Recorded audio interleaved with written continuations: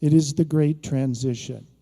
It is the time where we truly understand our self-reflective consciousness, see ourselves again, end our story of separation, reunite with Spirit, and find a way forward into a promising future where we all live in a spirit of harmony, cooperation, and love. The unique thing about love itself or beauty itself is that it doesn't come from the subject-object duality. It doesn't come from a sense of separation of me here and you there. It collapses that duality. There's a sense of unconditional love that can only be realized when the unity of awareness and all form is fully come and known directly in one's own experience. So when we speak of high love, we find traces of high love in the ancient Greeks. But in no way are we limited to high love in the ancient Greek tradition. We find it in the East. Many of you know that there are many meditative traditions that describe reality as undivided wholeness, or as the realization, the God realization or self-realization of all of reality as awareness love. If you think of what's happening on planet Earth as the connectivity of separate parts and people everywhere, drawn together by the same impulse of creation that has started us from the quarks to us now, the allurement, as Brian Swim calls it. Is it possible that by enough of us feeling this union, this communion, this attraction, this allurement for each other joining, how many of us joining does it take to shift a system? We have heard that small islands of coherence in a sea of chaos can change the structure of the universe. Is it possible that small islands of coherence, such as are in this room, feeling the enormous allurement, and what God appears to be doing in the midst of this allurement is asking us to realize our total potential? As part of how we change and how we grow and how we exist as a species, from stone tools to even what could be called the external stomach of cooking, which we're now actually dependent upon, right?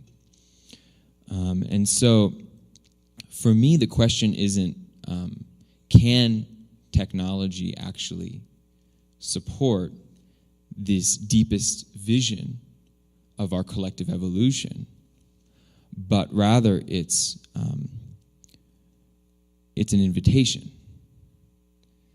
to actually fully embrace all aspects of what we create as human beings as a integrated whole expression of that collective evolutionary impulse. You know, when we think about materialism and we think about competition, those are things that have created a separation.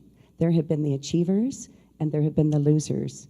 There have been the people who have and the people who have not. And yet what we're discovering is that there is a whole new world order, a whole new potential that we can achieve by recognizing that any organizational structure, whether it be a government, whether it be a company, will only truly be able to benefit by virtue of the fact that every member within its community benefits equally and is honored equally. You know, I was, like you, somewhat resistant to technology initially, and I saw how it enabled me to work across borders, across continents sometimes, in a way that I couldn't even imagine 40 years ago. So as technology is made more relevant to the way we function ourselves, then, and as we move out of the mental domination over the other parts of ourselves, especially the heart, then we can move to a much wiser use of it, in actually to enable organizations, which is my field, to do exactly what you're saying, which is to create conditions for people to thrive, to give the best of themselves, and also to handle the environment in a very different way. There's actually a lot to be done. It's no low stakes moment. We either, as a species, we either choose a different path and figure out how to live a low carbon life on this planet and find out how to live in harmony with each other, find a different way of sharing resources and a completely different reframe of what wealth itself is. Or we go in a direction that none of us on this stage, I believe we will, and it would be an intolerable choice for this species. So what do we do? And I'm so inspired by the emergence of so many social movements that have kind of taken this urgent call to action and this the emergence of the technological capacity to actually unite people behind a shared call to action to live in a different way and to choose a different story for the planet. It is a movement of purpose, and it is global. And it's happening now, by whatever name it goes.